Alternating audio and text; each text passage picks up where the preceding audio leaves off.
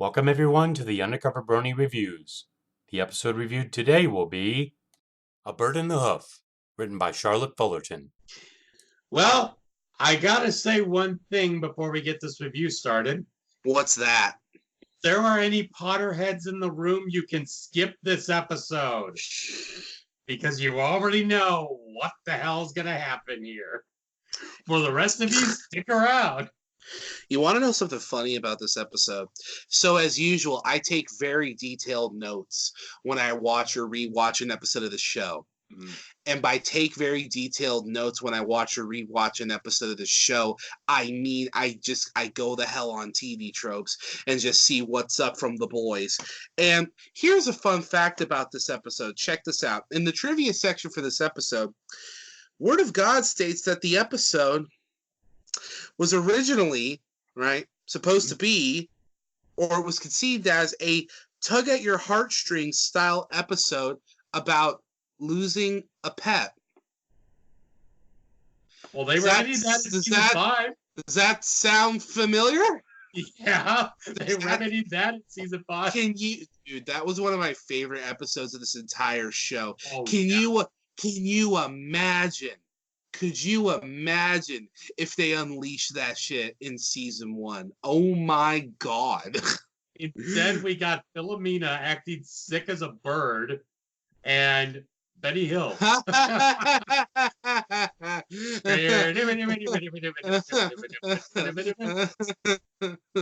have issues with my father I won't resolve. So, okay. So, this is one of those episodes that, here, I'll just show you. This is another one of those legendary episodes because of this.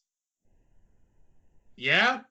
They even made sure to write right here. A bird in the hoof is worth 1,000 meme images. Yeah. So let's get going. This was written by Charlotte Fullerton, who you may remember also wrote a bunch of other episodes. So the episode starts, right?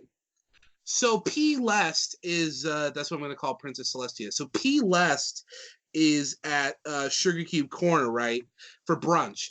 She went to a bakery for brunch, and Twilight. She's visiting Sugar Cube Corner.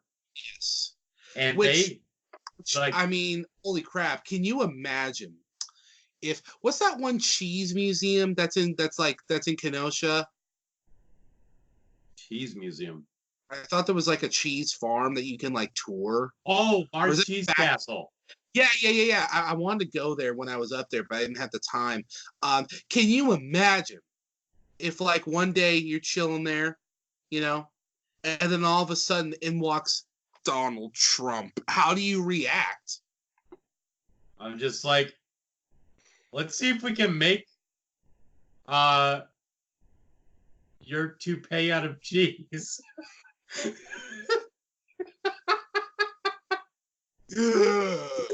Okay, so P. Lest is that, man, I should have been calling her that the other 5 years we've been reviewing this show. Damn, I'm pissed at myself.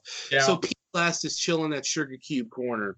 And even before this, Fluttershy is at her cottage. And she's pushing a mouse in a tiny little wheelchair.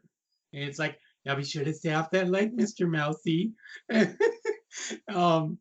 Mr. Mousy. I'm have mercy. What am I honestly think that Fluttershy was honestly the cutest in season 1. Well, not gonna lie. Well, bro, there's a reason why for the first 2 seasons and probably most of season 3, she was a lot of people's favorite character. But the problem is they nerfed her after season 4, I think.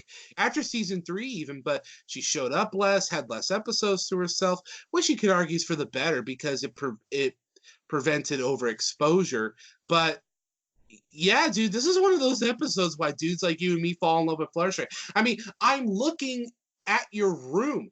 There's Bat Fluttershy. There's a Fluttershy plush. I know you've got a Fluttershy shirt. I've got a Fluttershy shirt. That's the only piece of brony clothing I own, and it's too small for me because I'm so fat. And I know one of them over here is my Flutterbat. That's what I said. You got Flutter Bat, then you've Mhm. got the one above it, and there's a plush in the background. I've got, let's see, figurine. I got two little things I stole from McDonald's when I worked there. This is a true story. My mom bought me a Fluttershy. I don't know if it shows you this. She bought me a Fluttershy piggy bank. It's like this tall. Is It's it really where they're nice. like sitting? Actually, hold on. Let me just show you. Because I think I've seen those at Walmart. It's kind of dusty, but yeah, look at this. Yep, that's the one from Walmart. Yeah, I've never used it, but it's nice. Yeah, it's something. So she's making sure one of the animals is good, and then Angel keeps trying to remind her that she's late because he has like this Very clock. important date. Yeah, and she says, "I'm late for a very important date." I'm like, ugh. But I'm Oh, and also she actually thinking of said that that? picture. But I'm also thinking of that picture where it has Discord as the Mad Hatter and her as Yeah. Alice. And I'm just thinking, we're all mad here, Fluttershy, my dear. Um, but she tries to figure out what she wants to wear. She briefly gets into the closet and she has Pinkie Pie's gala dress for some reason. Oh yeah. But she runs and it's like, well, I need to get over there because if I'm not over there, people are going to be wondering who I am. And then the angel's just like, dude, tap, tap, tap, get the fuck over there. Tap, tap, tap. Well, he did bang his feet over her. Well, he Um, did. And so one of my favorite little moments here is when she My runs out the little door. moments. She runs out the door. And Angel locks the door. And then you see her trying to get back in. And she's like, oh, okay. See you later. Yeah, she's just like, bye. Bye. So next, yeah, there you go. Okay. Then you have Rainbow Dash trying to get at one of the guards. And they're sitting as still as those ones from the UK that are guarding Buckingham Palace. Like, seriously. There was actually this picture of I don't think it was Klopp, but it was a picture of Rainbow Dash flicking her tail at one of the guards' backsides, going, "Ignore me, will you?" I'm just like, damn. And But hey, this is kind of funny. Check this out. Spoiler title on TV Tropes. Apparently, in Russian, this episode is literally called Phoenix Bird. I'm like, you gave away the whole plot. right, exactly. So then you have this huge spread. Everyone is freaking out. Well, Twilight's freaking out, and then she basically had the freak out go to her friends because Applejack is like, do I eat this before this or whatever? And you have Rarity who's just like, no one touches the dress. No one. And then you have Pinkie Pie just going around everywhere. Just being Pinkie Pie. Yeah, pretty much. It's like, you gonna eat that? This is one of those episodes where I'm just like, oh my god. Yeah, totally. This is one of those episodes where you realize this is one of those episodes where you realize just how much you take for granted, how much these characters actually developed over the years. Mhm. Even if you're guys like us, right, where we wax philosophical all the damn time about how much we love their progression and characters or whatever, you really forget just how flat they were here because like, you know, first time I'm watching this years ago, I'm like, oh, yeah, it's kind of funny. This is their basic character traits. But I'm watching this now, I'm like, dude, these people suck.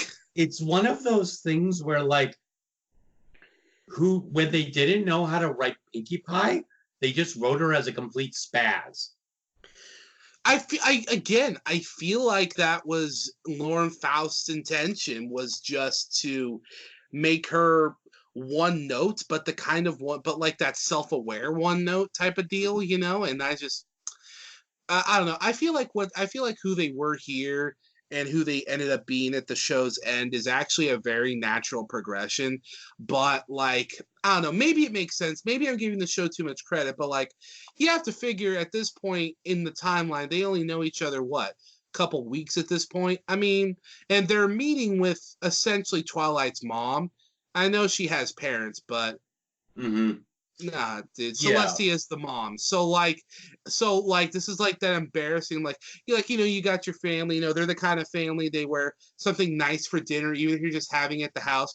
And then you got like a guy like me that just shows up with ratty jeans and like a Megadeth t-shirt that's like and no belt. And I'm just like, what's up, guys? I got my elbows on the table and shit. Not talking from experience, of course, but I'm just saying, TLDR,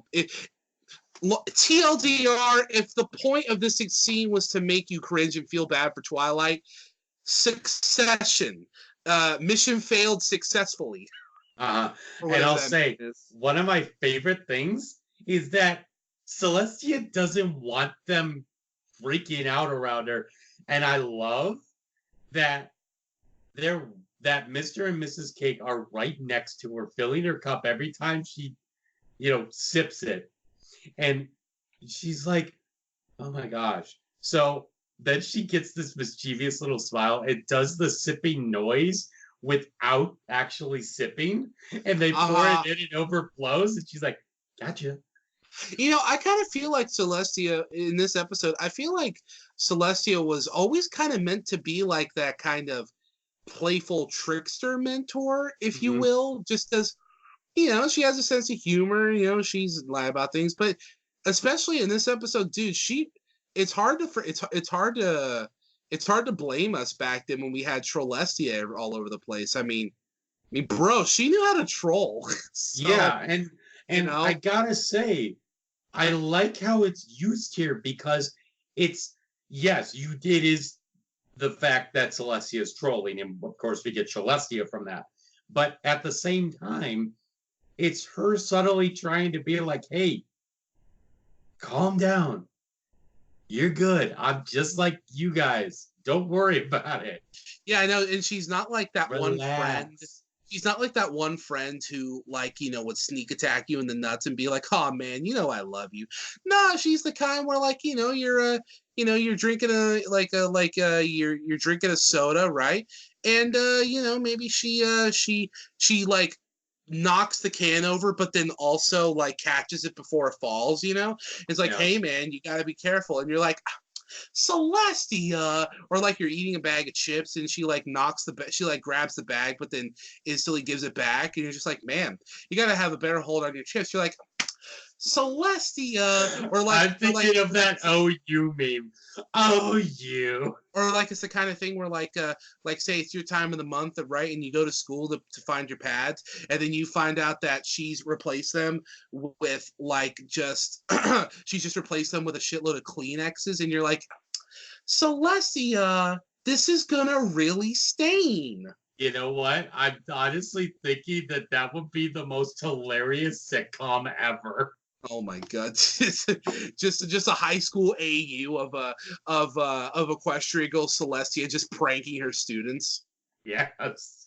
Oh my That'd god! Be funny as hell. And I got one more. I'm sorry. Okay. So it's like you go to church on Sunday, right?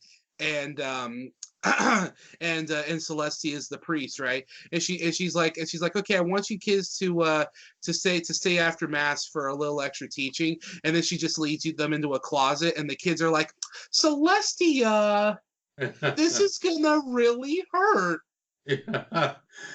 I gotta say though, you reminded me of the Palpatine thing that Game Grumps did. Oh yeah. Where they were just like, it's like if you're at Shabbat at a friend's house and they're like, is it all right if we say the Lord's Prayer? And he's just like, do it. or he goes up to ask this girl out and she's like, no, you're ugly, and he walks away and he's like, blew it. Or Darth Vader says, "Luke, I'm your father." He's like, "I knew it." Hey, what's your favorite soda? Mountain Dew it. Hey, Palpatine, I'm gonna go take a shower. Shit, do it.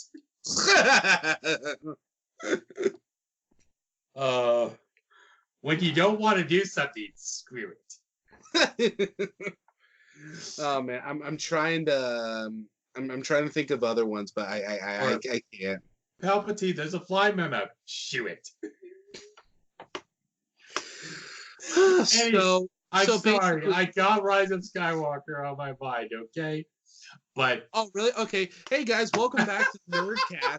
So Rise of Skywalker, more like the rise of bullshit. No, okay. So wait, John, did wait, did I say the word Nerdcast? Could that potentially be referencing our new channel on YouTube called The Nerdcast, where we review all things nerd? I mean, we will at some point, but all we've got is our Star Wars reviews. But the Rise of Skywalker one's coming soon, and we'll probably review more stuff down the line eventually. But we have live, so you should probably subscribe and stay tuned. oh my gosh, is that a shameless plug I hear? Hey, I came up, man. I don't think people understand. Really appreciate my long-winded bull crap. Do you know I'm 90% improv? Do you know how hard that is? Yeah.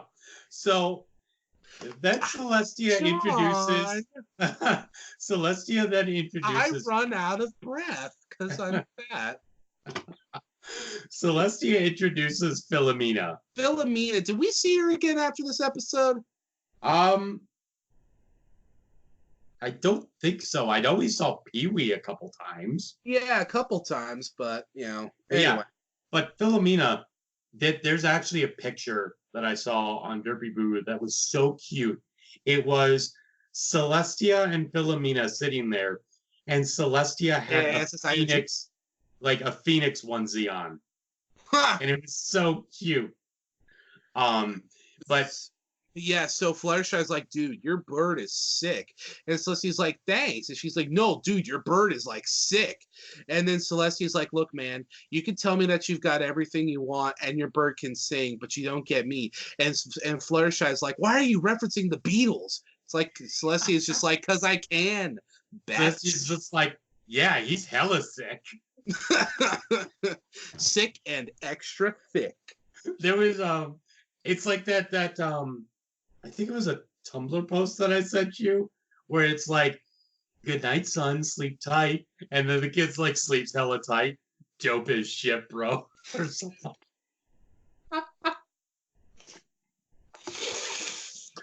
So Celestia has to peace out because Mayor wants to talk to her. Which, can I ask you a question?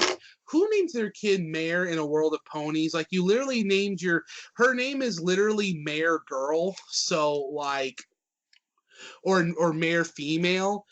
Or well, if she ran for Congress, she could. If she ran for Congress, she could be known as the Congresswoman. I hate you. I hope be a sight better than her own Congress. I hope right. I hope Katie actually does follow through and never cooks you brownies again. So anyway, so Fluttershy is like, and this is kind of a pox on Fluttershy. Did I use that right? This is kind of a pox. No, this is kind of dumb on Fluttershy's part, right? Because instead of like trying to flag Celestia down and talk to her or consult her friends, she's just kind of like, oh, an animal. I know how to deal with an animal I've never dealt with before. Yeah, yeet. And then she takes Philomena back to the cottage and she's like, look, bro, I'm going to make you feel better. And Philomena's just like, life is pain. She's like, life is pain. And Fluttershy's like, dope dog. All right, let's do some wacky bull crap. You get it. You like crawling in my skin. God. So Fluttershy tries the usual stuff, hot soup, bed rest, a bunch of alternative things. She even tries CBD oil and Philomena. Yeah, and Philomena's just like, dude, I need a vaccination.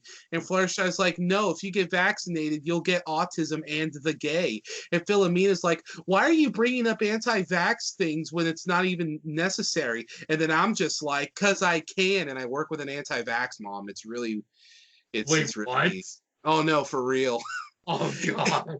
It sucks too. She's real cool. She's older. She's a mom, real cool mom, nice lady. We have a lot of the same music taste. Her and I will talk back and forth about goth stuff, like Marilyn Manson and Gary Newman for hours. It's great. It's awesome. But she does not believe She is in an vaccinations. She's an anti-vax goth chick. She's an anti-vax alt goth chick. Holy fuck. Like super, like crazy, like pretty liberal into various conspiracy theories. Mhm. It believes in all rights. Is very supportive of every gender and sexual identity and whatever. Very moderate. She's a feminist, but not a feminazi. Yeah, yeah. She Not can an recognize. extreme, like, Yeah, third-wave feminist. she's aware of like good men and bad men and good women, bad women. She has great taste in music. We get along, and she handles our magazine section like no one's business. I'm like, dude, you're awesome, but she's an anti-vax mom. Oh She's my got 2 kids. God. One of them 7. Wow. You know what? You know what I find crazy? There was a See my Tumblr cord? company- See my It was- cord? They're Yeah. almost this thin. Yeah. They're was not skin and literally bones, but they're very thin, very lanky, long limbs. It looks like she gave birth to 2 little girl Jack Skellingtons, okay? Well, I'll tell you this. Also vegan. She's vegan. There was Because, of that course, makes it even worse. that's the cherry on top. She's a vegan. Yeah. But there was I think it was like a Twitter thread or something like that, where this anti-vax mom was just like, my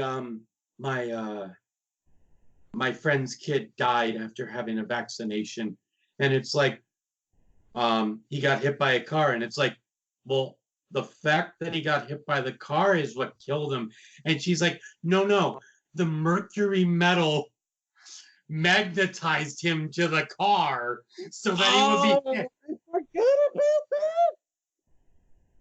I forgot about that. I remember that. It's in here somewhere on the left side of my brain, and you unearthed it, brother. That was, oh my Jesus. I remember that, and it was so stupid. Well, going back to the episode, Yeah, right. I Ponies. love So how, Fluttershy comes out as an anti-vaxxer. well, one thing I love is that when she does the pill and she just pours that crap ton of food on, and Philomena's going to town on it, and she's just, and you just get that mean face of always works. And then Philomena's munching at the bird seed like the Roadrunner from the Looney Tunes cartoons. Like that same thing. She's just like, it's like, I'm like, oh, that's cute. So at some point, so Fluttershy's losing hope, right? And so Twilight shows up and she's like, hey, Flutters, what's up?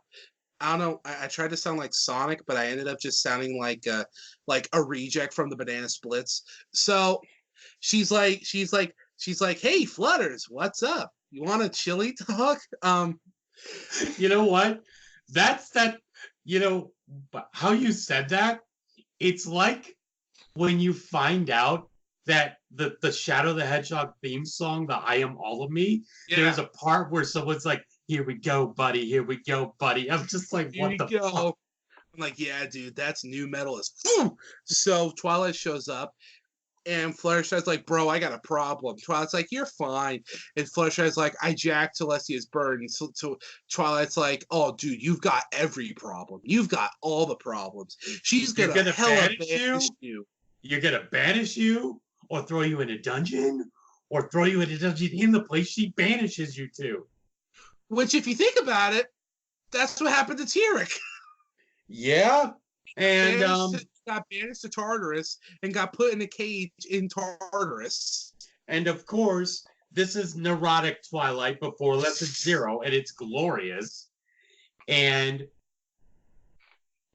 one of the things that I love is that the royal guard shows up and she's freaking the fuck out. And the guards are just like, we had reports that the princess's bird is missing. Yeah, let us know if you see it. Okay, thanks guys. Bye. I know, right? And oh my god.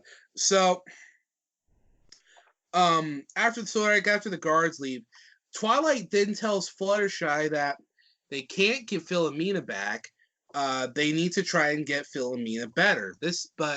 Which when I first watched the episode, I was always like, wouldn't it be better if they just gave the bird back in the current condition? Because imagine if Celestia didn't have the reaction she did, or if this wasn't even Celestia, or like you just randomly stole one of your neighbor's pets that was sick. I mean, which do you think would be the better outcome? You return them exactly as they are, or you return them, but they feel better. They're like, what the hell is this? And I'm like, oh, your dog was sick, so I took him to the, I cured him with whatever. And they're like, you're welcome. And then they're like, bro, you stole my dog. It's like, yeah, but I made him better. You stole my dog. So that's up next on Judge Joe Brown. Up next on what's that show? What's that show that's on right now? It's called like 911 Live or something. Oh yeah. Is that what it's called? It's like Police Live or PD Live. I forget. Yeah, that show's awesome. So I love how Twilight's just like, no, you got to be much more assertive. She holds Philomena's beak open and drops the pill in. Damn it! I should have had Careless Whisper on ready so I could play that. So then, you know what? I'm thinking. You mentioned that Fluttershy's an anti-vaxxer. Twilight's the one that comes in and is just like, no, fuck that bullshit. He's getting fucking pills. Yeah. It makes sense because she's like, right? She's like the all natural, like alternative lifestyle healing, lives out in nature stuff. And then you've got Sci-Twi coming in, just be like, nah, dude. She's like that meme from Ed and Eddie where Double D, he's got that book. He's like, facts. And she's like, eh. And then she's like, modern medicine. And yeah, that's what really this whole thing. Look, if Feeling Pinky King was about religion versus atheism, this is vax versus anti-vax, but it's under the guise of trying to take care of a mythological bird. And I'll tell you this, it makes sense that Fluttershy would be considered anti-vax because her closest pillar of Equestria is Mage Meadowbrook, who's like a freaking Louisiana chick. And her big thing was like a healing mask and stuff like that. Oh yeah, was it one of those witch doctor masks? Yeah, something like that. Yeah. So but eventually the bird escapes and they do a whole Benny Hill skit, including the bird with the mustache saying, oh, he went that way. Man, there's some of that old like 60s Hanna-Barbera crap, but I love it. Yeah, and of course the bird is like up in a tree or something like that. Or no, he's up on top of the fountain and he jumps and bursts into flames and Fluttershy catches the ashes and then you have that meme face and it's just like, oh my gosh, what happened? And of course that's when Celestia comes out. And Fluttershy confesses. And Celestia comes out once again. She goes down to the ashes and she's like, oh, stop fooling around, Philomena. You're scaring everybody. And she's like, a bit melodramatic, aren't you? Yeah. And I'm just like, dog. She literally burnt to ash. And then of course it's revealed that she's a phoenix. That's technically, or that he's a phoenix. I don't know. That's technically a more graphic death than the Ice King because he broke into a bunch of pieces, but like Philomena disintegrated into ash.